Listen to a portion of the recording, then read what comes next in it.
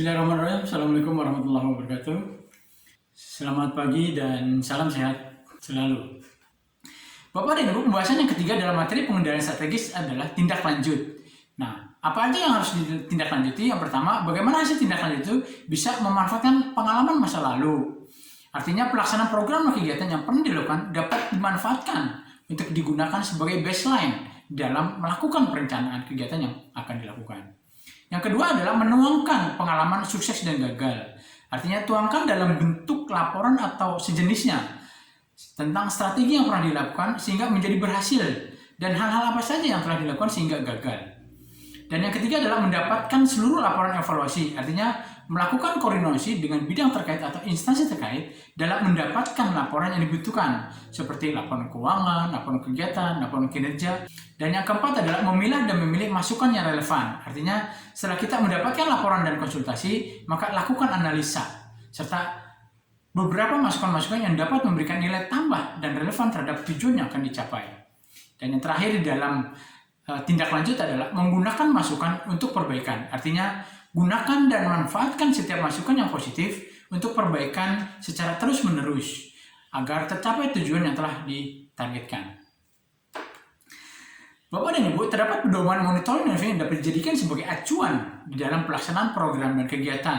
Ada 10. Yang pertama, tetapkan dan tujuan sasarannya, batasi ruang lingkupnya, pengertian-pengertian dari pemantauan, evaluasi, dan tindak lanjut. Terus yang keempat, indikator kinerja. Yang kelima, kelembagaan.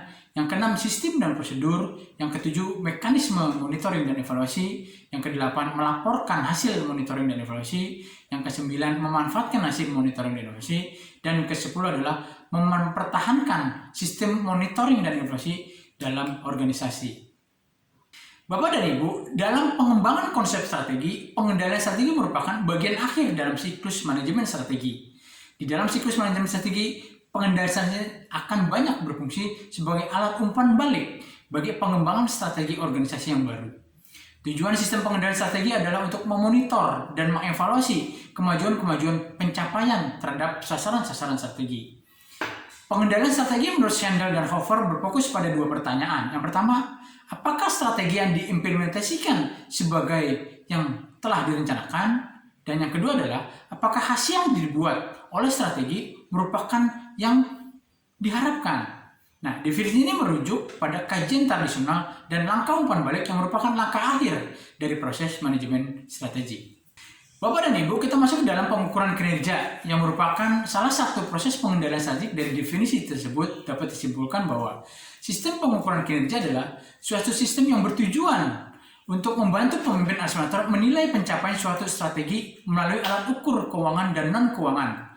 Hasil pengukuran tersebut kemudian digunakan sebagai umpan balik yang akan memberikan informasi tentang prestasi pelaksanaan suatu rencana dan titik di mana organisasi memerlukan penyesuaian-penyesuaian atas aktivitas perencanaan dan pengendalian. Apa saja manfaat sistem pengukuran kinerja? Yang pertama, kita bisa menelusuri kinerja terhadap harapan-harapan pelanggan atau customer dalam membuat seluruh personil yang ikut terlibat dalam upaya memberi kepuasan kepada customer. Yang kedua, bagaimana memotivasi pegawai yang ada di lingkup organisasi melakukan pelayanannya sebagai bagian dari mata rantai. Terus yang ketiga adalah bagaimana mengidentifikasi berbagai pemborosan sekaligus mendorong upaya-upaya pengurangan terhadap pemborosan-pemborosan tersebut.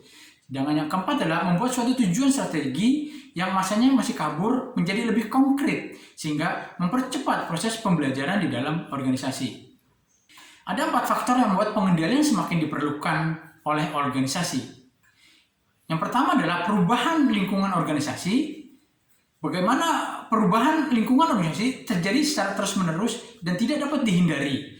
Seperti munculnya inovasi produk dan pesaing baru, ditemukannya bahan baku baru, adanya peraturan pemerintah yang baru, dan sebagainya. Melalui fungsi pengendalian, manajer mendeteksi perubahan-perubahan yang berpengaruh pada barang dan jasa organisasi sehingga mampu menghadapi tantangan atau pemanfaatan kesempatan yang diciptakan oleh perubahan-perubahan tersebut. Yang kedua adalah peningkatan kompleksitas organisasi. Semakin besar organisasi, maka semakin memerlukan pengendalian yang formal dan hati-hati. Terus yang ketiga adalah kesalahan-kesalahan. Bila para bawahan tidak pernah membuat kesalahan, maka manajer dapat secara sederhana melakukan fungsi pengendalian. Tapi kebanyakan anggota organisasi sering membuat kesalahan-kesalahan atau melakukan kegiatan yang tidak sesuai dengan tujuan atau target, realisasi anggaran yang tidak sesuai dengan target, dan masalah-masalah diagnosis yang secara tidak tepat. Nah, sistem pengendalian memungkinkan manajer mendeteksi kesalahan-kesalahan tersebut sebelum menjadi kritis. Yang keempat adalah kebutuhan manajer untuk mendelegasikan wewenang. Bila manajer mendelegasikan wewenang kepada bawahannya atau tanggung jawab atasan itu sendiri tidak berkurang. Satu-satunya cara agar manajer dapat menentukan apakah bawahan telah melakukan tugas-tugas yang telah diberikan kepadanya dengan mengimplementasikan sistem pengendalian. Tanpa sistem tersebut, manajer tidak dapat memeriksa pelaksanaan tugas bawahan.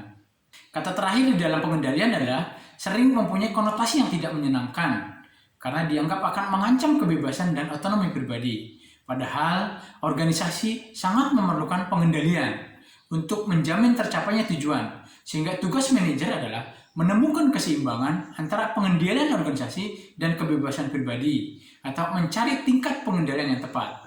Pengendalian yang berlebihan akan menimbulkan birokrasi yang rumit, mematikan kreativitas, dan sebagainya, sehingga dapat menimbulkan pemborosan sumber daya dan membuat sulit pencapaian tujuan, sasaran, ataupun target yang telah ditetapkan. Demikian Bapak Ibu pembahasan kita pada kali ini, semoga ada manfaatnya. Kalau ada pertanyaan saya persilakan, atau Bapak Ibu bisa menghubungi nomor HP saya via WhatsApp. Atas nama BPSDM Provinsi DKI Jakarta, saya mengucapkan terima kasih atas perhatian serta kerjasama dari Bapak dan Ibu semua. Semoga Allah Subhanahu wa Ta'ala, Tuhan Yang Maha Esa, memberikan keberkahan dan ridhonya kepada kita semua. Akhir kata, billahi taufiq walhidayah. Wassalamualaikum warahmatullahi wabarakatuh. Sampai jumpa dan salam sehat.